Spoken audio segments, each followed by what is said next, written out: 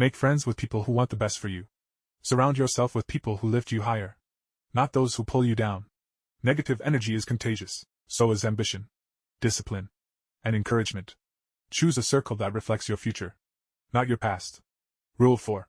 Compare yourself to who you were yesterday, not to who someone else is today. Social media makes it easy to feel behind. But your only real competition is your past self. Did you grow today? Did you learn? Did you show up? Progress is personal, and success is measured in movement, not comparison. Rule 5. Do not let your children do anything that makes you dislike them. Discipline is not cruelty. It is a gift. Peterson says that setting limits for children teaches them how to function in society. Without structure, they grow up confused and rejected. Kindness includes correction. Rule 6. Set your house in perfect order before you criticize the world. Before you try to fix the planet, fix your habits, your finances, your relationships. When you put your life in order, you become stronger.